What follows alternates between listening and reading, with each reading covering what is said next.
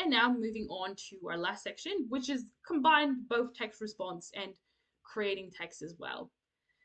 So on this slide, obviously you can see a variety of different essay prompts. So basically this is just indicating step one, pick an essay prompt. We're just doing a short little text response revision. There will be more focus of it in the next ATAR Notes lecture series on text response again, but we're just doing a quick one that's going to include basically just planning for a whole essay and talking through that process.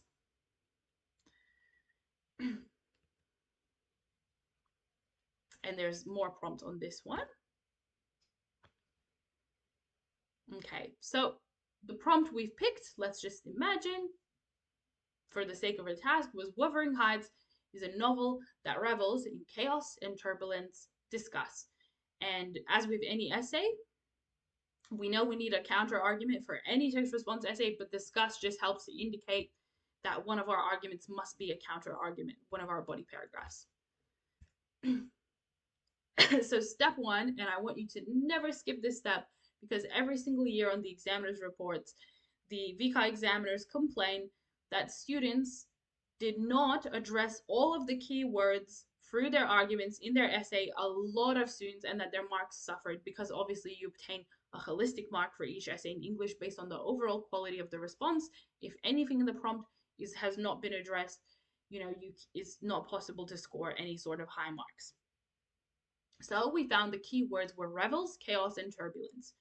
Revels referring to celebrates, chaos, disorder, and confusion, and turbulence is instability.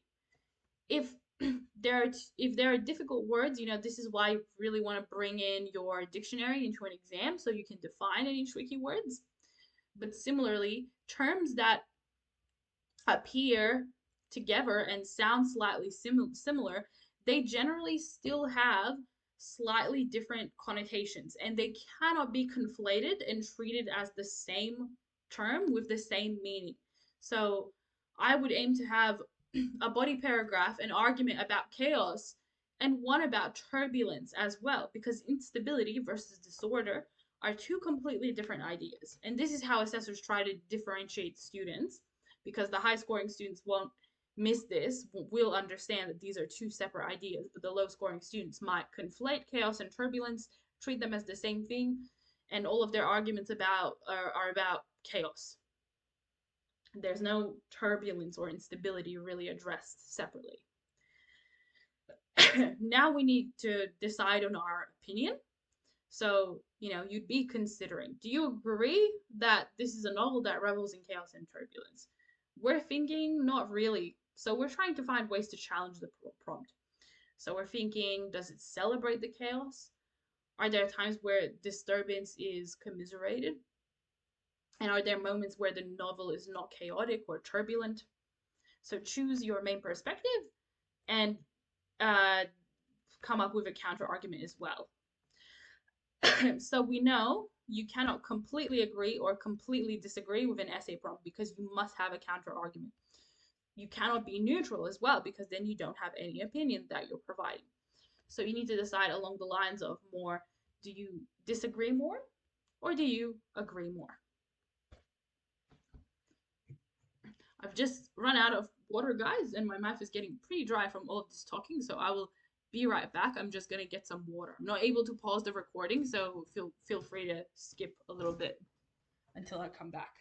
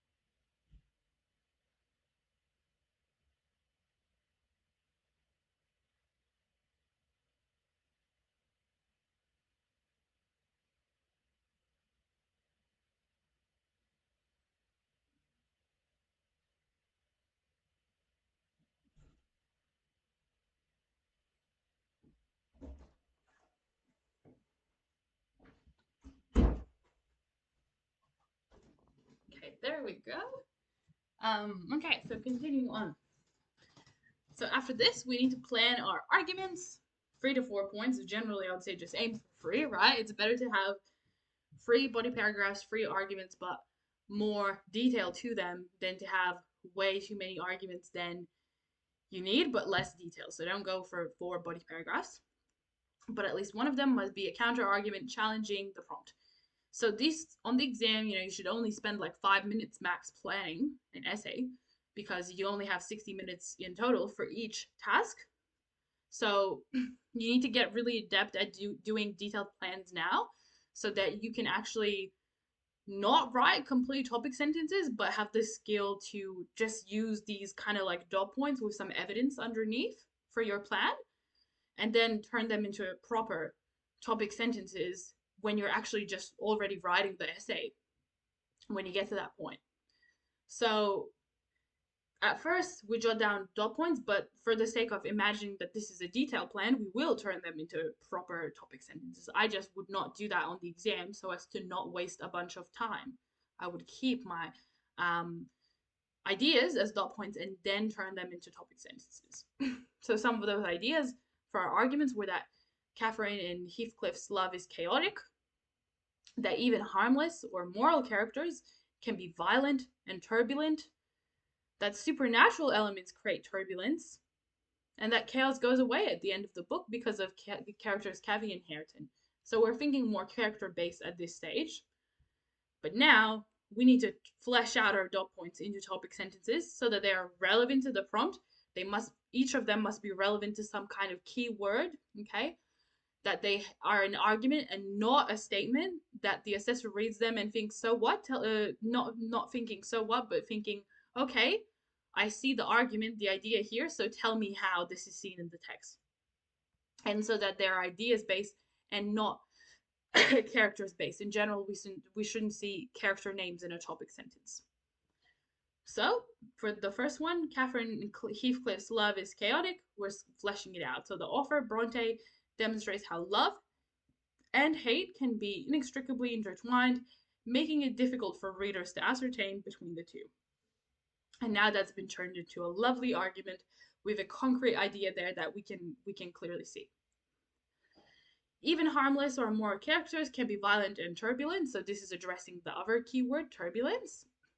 And again, turn it into a proper topic sentence, mentioning the author's name, using a writer does word, and including at least 1 or 2 clear, definitive ideas that we have to prove. So in the previous one, that was love and hate are intertwined. That's the idea we're trying to prove. Bronte's characters subvert conventional boundaries of good and evil, thus revealing how there can be no definitive sense of morality. So our statement or idea contained within this is that no person is good or bad. They're a mix of both. So we can see again, this is a proper argument, a proper topic sentence that makes me ask, okay, tell me how, provide some evidence for that. The reason I'm breaking this down in so much detail is because a lot of students really struggle with topic sentences and continue to struggle. So looking at these good examples is important, and talking through what is an appropriate topic sentence versus what is not. For Ghost Great Turbulence, the argument could be the fantastic occurrences of the novel demonstrate how the boundaries between real and unreal are blurred. So again, that's referring more so to the chaos idea. And chaos goes away at the end of the book because of Cathy and Hareton. We can see clearly that this is a counter argument, and it also challenges the word revels in that way as well. Nonetheless, Bronte promises her readers with a sense of harmony through the careful blend of characters of her future generation. More hope comes into the text, and the chaos and turbulence is gone. So the book isn't just reveling in chaos and turbulence. So we can see how that properly shows a counter argument. And the thing we have to prove, according to our topic sentence, is that there's this sense of harmony created by the new characters coming in at the end of the book. It's easier to form your contention that's going to go in your essay introduction after you formulated all of your topic sentences. Because obviously the contention has to cover not only your main position with regards to the prompt, but your main reason for that position as well. Okay? So, thus, Bronte ultimately suggests that despite the chaos and turbulence of the past, order can still be restored to ensure love prevails. Why is this a really good contention? Because it includes both the main argument, our main position, as well as the counter argument as well, which is crucial for a strong contention. I would say expanding on your contention is a great strategy as well. I'd like to dedicate a separate sentence to both my main opinion, so expanding upon these ideas of chaos and turbulence, and then a separate sentence on my counter argument as well for a strong, really strong contention to go in my intro. Now, the best next step for our essay planning is to make note of all of the specific quotes and evidence you're aiming to include under each paragraph and add analysis of them as well. So this should be a dot point analysis. Don't just waste a bunch of time analyzing them. So let's look for the love and hate can be inextricably intertwined argument. We've noted some of the evidence that we want to use. And now we include a little bit of analysis. Heathcliff quote, this is where Bronte reveals that they construct identities in terms of each other. Kathy describes the union as of little visible delight, but necessary, one that degrades her. That's already been embedded nicely to go into a sentence in the essay. This demonstrates how their relationship is manifested by the need or reliance on each other as opposed to love. Because she doesn't actually feel good about it. It degrades her, little delight. And then where Hareton tells Kathy she's his murderer, and Kathy tells him, "You have killed me." This is where Bronte, the author, elucidates how lovers are gripped by a romantic rivalry that is almost sadistic. So this quote in particular extremely well demonstrates relevance to our topic sentence because all of our evidence and analysis has to be relevant to the key words in the prompt and to our argument. This idea that love and hate are intertwined shows it very well. And then remembering that, if you're just working with a novel, you still must find some kind of language devices to analyze. So things like metaphors or symbols. If you're working with a different text type like a play specific techniques. If you're working with a film techniques must be used. So with films in particular, I always say like it's a 50-50 split between film techniques and just written evidence quotes. With plays and novels, not so much. I would just aim to have at least one sort of language device in each body paragraph as one of my pieces of evidence. And with plays, that you've got things like stage directions and props that provide those elements that might be relevant on top of symbols and metaphors, all of the same that you find in a novel. So we found a couple of techniques we want to put in this paragraph. Kathy's ghost haunts Heathcliff. This is a symbol, the transcendent nature of love. It's even after death because she has a willingness to torment him after death. Again, really relevant to our topic sentence and the idea of chaos. Heathcliff and Kathy's ghost roaming of moors shows a metaphorical rejection of heaven, that there's no good good or evil. It's a mix between the two. And then we see some views and values analysis here. So at least 2 times per body paragraph, you must go on to have an extended, detailed analysis in your text response essay if you want to score high marks. So views and values analysis, obviously analysis of the author's views and values.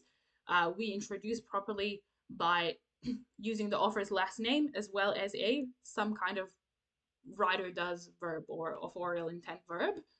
And then go into detail about what the author is saying about the world of the text or the world in general or some kind of views and values, okay?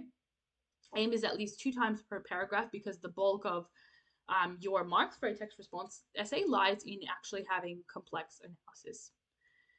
So we're doing the extended analysis for the symbol of Kathy's ghost haunting Heathcliff. And our views and values analysis here is that Bronte espouses how the finiteness of human nature, the fact that life, ends, can result in yearning for an eternal reality where people can become their complete selves.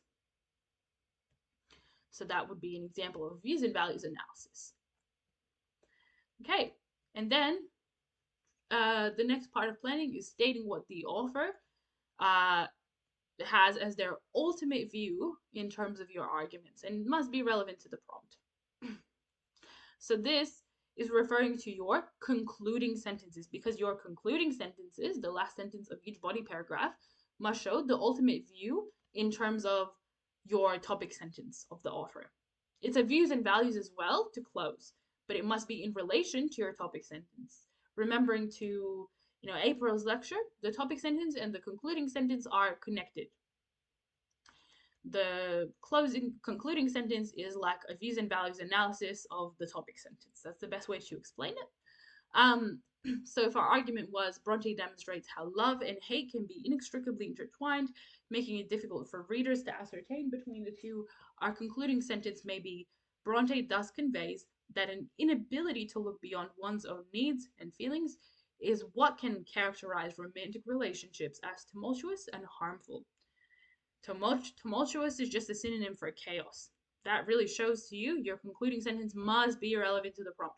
So I can't write a concluding sentence just about relationships alone or the concept of love and hate. My concluding sentence must somehow connect to the idea that how and why Bronte thinks love can be chaotic or turbulent. So that would mean like feelings never stay the same, feelings change, people change type of thing. But we know we're not using this idea for relationships with this plan. We used it for a different idea. Let's okay, another example. Bronte's characters subvert conventional boundaries of good and evil, thus revealing how there can be no definitive sense of morality. And a concluding sentence may be, through demonstrating that even the most innocuous characters, innocent characters, as engaging in unethical behavior, not only does Bronte undermine Victorian England's rigid moral code, but also unveil how violent environment can ferment and poison a community's life. So this is showing more with regards to chaos. And what's really great about this views and values concluding sentence is that it links back to context, for which you also get some marks. So you need to make sure you're doing this every once in a while. And there's another one as well. You can have a look. And another one. Another thing to potentially plan is your conclusion. To help you draft it, look at your intro, your contention, because obviously you summarize that as well as the first part of your conclusion. And then revisit your concluding sentences for each paragraph and consolidate them further. Because the expectation with your conclusion is not that you repeat your contention the way you phrase it in your intro, but that you are able to state it in different words and expand and have new things and more complex things to say with regards to the prompt and the contention of your essay than you had in your intro or throughout your body paragraphs. And then the second part should be ending on a really strong, impactful views and values statement, as with any other paragraph. The last sentence of your intro, the last sentence of each body paragraph, and the last sentence of your conclusion should all be views and value statements. So looking at this example, in essence, Bronte provides readers with a world that is plagued by ambiguity. The boundaries between love and hate, good and evil, and the real and unreal are blurred, and the subversion of such boundaries encompass the chaos and turbulence of Wuthering Heights. So we see a beautiful, expanded contention here, and it's referring specifically to some of what the arguments or topic sentences were about. Love and hate, good and evil, real and unreal. This is why you look at your body paragraphs as well when you're writing your conclusion. It is only the love of the following generation that possesses a promise of certainty and allows for the novel to reach emotional completion, so referring to the counter argument, and then our views and values. In consequence, Bronte extols feeling and living in moderation and respecting the humanity of others to allow for a more harmonious and peaceful life. So her ultimate message, really impactful, bit of a mic drop statement that you want to end. Your conclusion will really stand out to your assessor because it's the last thing they'll read. So very important to make that as impactful as possible.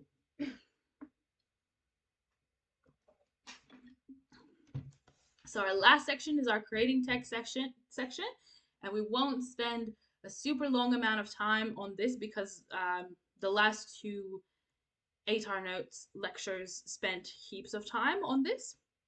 Um, Remember that this time around as well, if you didn't attend the creating text separate lectures for each framework last time, you should really register and make sure you attend because that's framework specific and really, really valuable. Um, Otherwise, explaining it in a really general way, because everyone is doing one of the four different frameworks, is a bit too general. So I highly recommend those specific sessions. They're also run by me as well. Similarly, as we've done previously, looking at the criteria, what do you need to be able to do? You're obviously crafting a text. This is a creative, but you must show that you're developing meaningful ideas. So you must have a complex purpose, a complex message behind your piece. It must be incorporating your framework adequately, and we're going to revise some of the writing ideas that you could have. You must be creating a purposeful text for a specific context and audience. So context and audience must be really clear from your piece. You must be experimenting with vocabulary and text structures, so abiding by the genre conventions of the text type that you've chosen to write in. Example, if I'm writing a blog post, it should be littered with persuasive language techniques. If I'm writing a short story, imagery, metaphors, symbols, some kind of motive or recurring motive, things like that. There should be a clear, sustained, and individual voice, so a consistent tone and style of writing throughout. And the last one is more referring to your writing skill.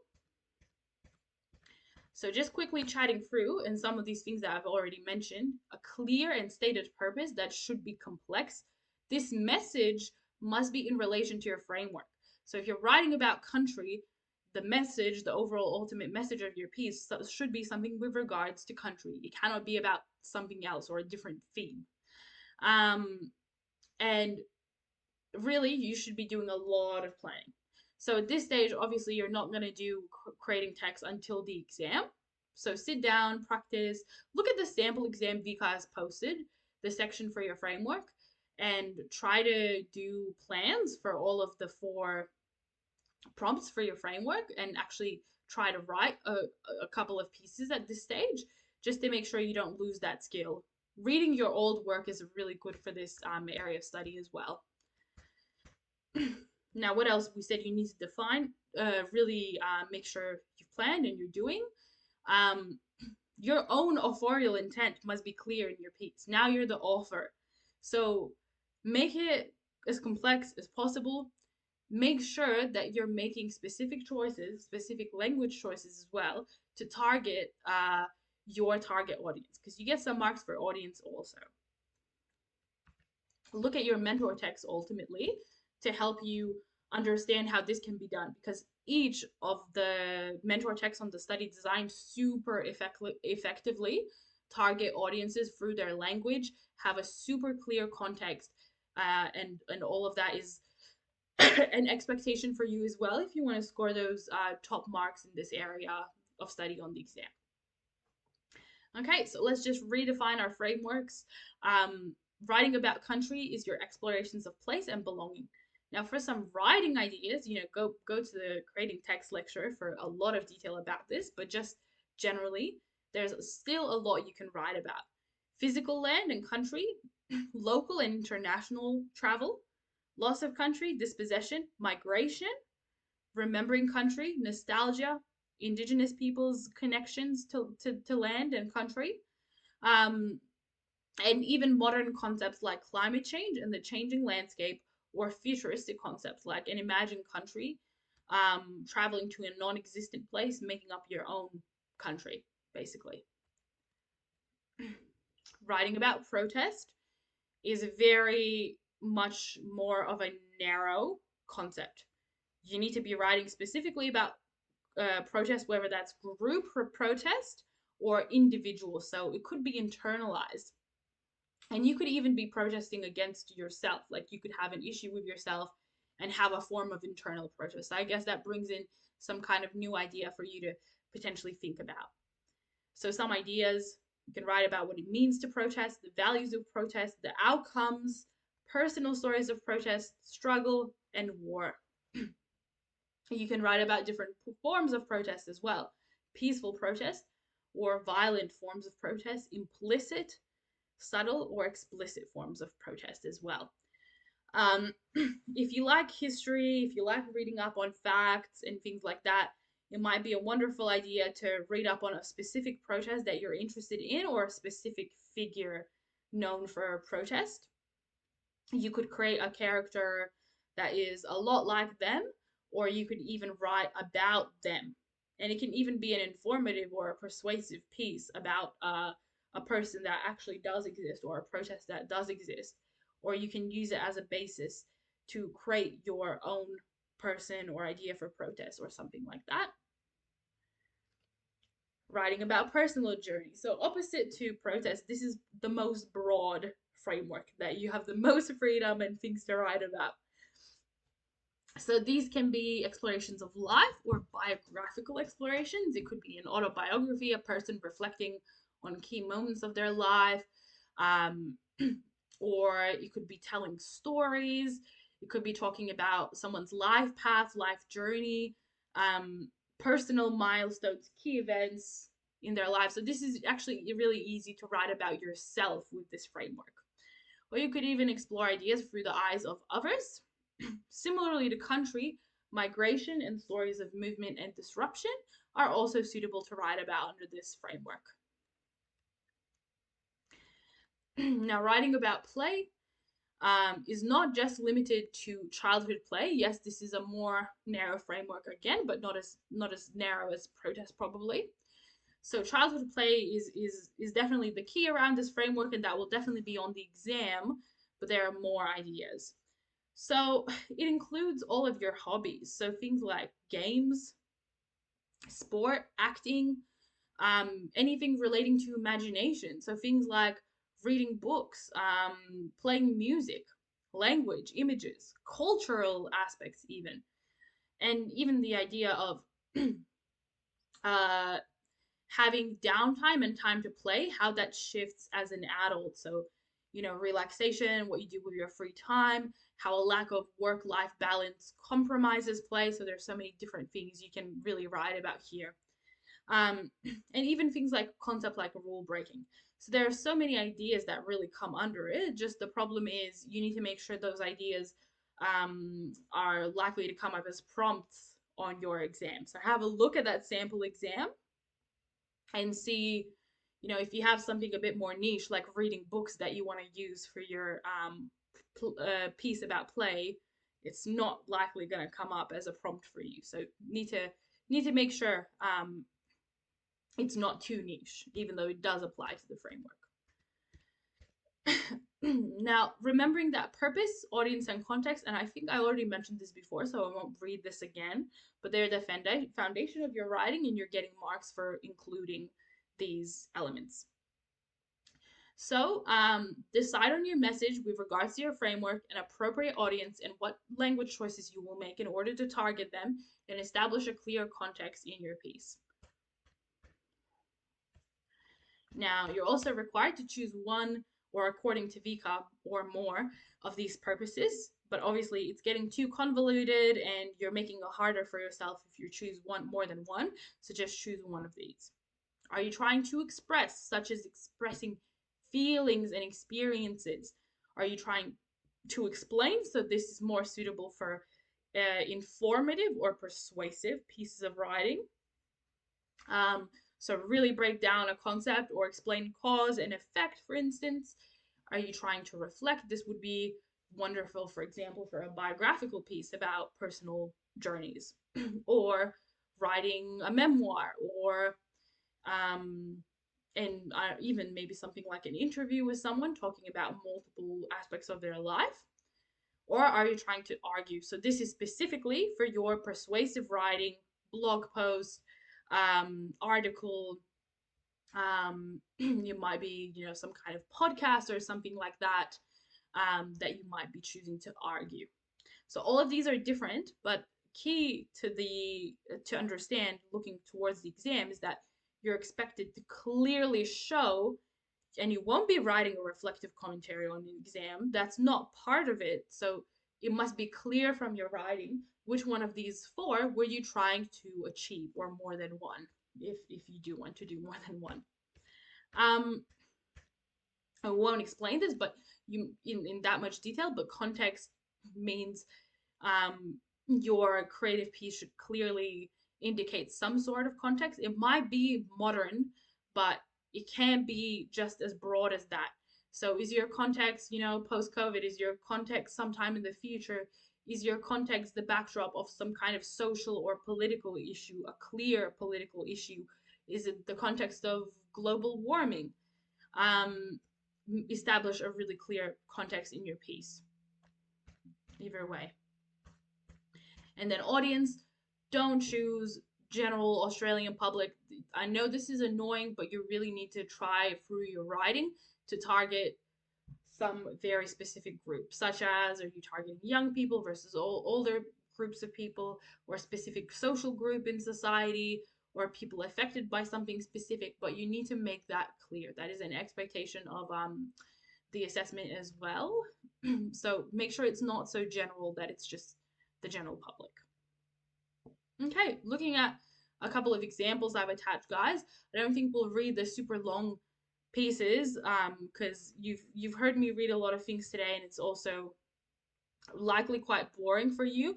But you remember when I said that you can download the slides under resources. I just thought it really, really, really important for you to be able to have a couple of resources attached so you can actually read it and have some student pieces to look at. But the first thing we'll look at is an example of a prompt with regards to play, and then planning it and actually writing some pieces up. So we'll go through the plans, but the pieces are there for you to read. Have a think. They're actual student pieces. Have a think about what's good or bad about each piece, okay? So first one, with regards to play, we see this one is about travel, okay? So a key part of scoring good marks is appropriately applying your prompt. So you must write this piece about travel of some kind, okay? It's quite narrow. So in this plan, you can do a dot point like this, plan like this, just making sure you're covering all of the key elements that you need to tick off on the rubric. So the text type is going to be a blog post. The purpose or the message is going to be that travel can act as a form of play. So nice, we're making sure our message is in relation to the framework specifically, because it provides opportunities to unwind, explore different cultures and places, and expand our understanding of the world. We're also trying to show that there are different forms of travel that people can consider. It's not necessarily international, but it can be in the form of local and interstate travel as well. So that's what the piece will more center around. The specific audience that's been chosen is young adults, specifically uni students or future uni students considering taking a gap year to travel. So notice how nice and specific this audience should be. Context is modern, obviously this setting of taking a gap year, and the persona is going to be a uni student that has done a gap year. So all very relevant and thought out. Now you could do a dot point plan like this to help you actually write. So structure your writing. It is much easier to write and much easier to work with the time limit if you just dot point plan the order of everything and the ideas that you want to present and state and analyze and develop further. So for body paragraphs, we might start with hooks. So for instance, are you thinking of traveling or taking a gap year to travel? Something along those lines, a bit of a hook because this is a blog post. And then present some of the benefits of travel and make more connections to the play framework, talking about how it's important for relaxation, recovery, rejuvenation. Then different forms of travel would be introduced in this blog post. The fact that it's accessible, it doesn't have to be international. It can be in Australia as well. Anecdotal evidence about how the persona had no money but still wanted to travel, spent the year traveling Australia, living and driving around in a van, making more of a personal connection to the persona, and helping to create some language choices targeting the audience of people considering doing a gap year. Then engaging in fun aspects of their travel. So we're going to try to add some humor into this piece to make it more engaging. And humor specifically helps to apply the framework of play as well, because a couple of your mentor texts use humor or play with language, and that helps to apply the framework as well. So some stories about how the van broke down in the middle of nowhere, cultural shocks, comparing impressions of major cities and which one they find better and why, as some examples. Then, specifically, it's going to go to talk to a uni student about why they should consider taking a gap year. So, audience specific ideas will be used here, such as burnout, realizing that after grad, if you work full time, you will never be able to have these experiences, and then some more ideas specifically relating to play there. So, we can see that plan's been written out. Okay, so with another one, let's just look at the plan, and the piece is actually here for you to read. Not perfect, but it's interesting and it's applying the framework really correctly, really well. Um, so this is showing a family with their child. For this piece, the decision title, Worlds Within Us, of course, on the exam, you'll have a title provided to you. The idea is to write a blog post about how important it is for people to unite with their families and express themselves truly. Perspective of a middle-aged male that was a workaholic all of his life, so had no play in his life until he met his wife. She opened up his shell. Play was still being taken out of his life by his work company as they gave him no free time, but he quit his job for having a kid as he needed family time. So then play is in his life, he's having fun, he's spending that time with family. And the overall message is that there's multiple paths to life and that different worlds can be explored, so don't shut yourself off to one. Let play be there in your life. So it's quite a nice student piece. Uses again a lot of like humor and sarcasm. Makes really good use of a persona through this office worker persona. Still applies the prompt because it's got this family happening and incorporates the framework of play really well. So have a read. Now here we have, this is from the sample exam from Vika, a personal journeys example. This image shows a person going off their set path and wandering off into the distance somewhere far away all by themselves, which looks risky. So I really like the start of this one in particular. So it just aimed to create a point of view vignette. This is a really interesting idea if you haven't tried it, of a person's life and how their path changes. They go from doing one thing for their life, and this is a person working in finance, just making a bunch of money. They make this step, they realize that it's not for them, and they quit and they change their whole life, even though they're old, to become involved in a charity organization. So this applies the prompt beautifully and has a meaningful message about personal journeys. You know, do something for fulfilling for yourself with your life. If you're not fulfilled with what you're doing, you should not be afraid to change course, and it's important for your happiness. I also really like how the initial paragraph adopts the language of a child very well, and talks about all the different jobs and career pathways that this kid is interested in a really funny way. So feel free to have a look.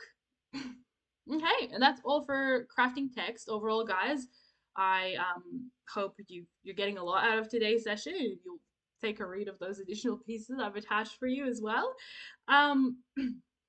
Just remembering that, you know, there are some great ideas that I've brought up today.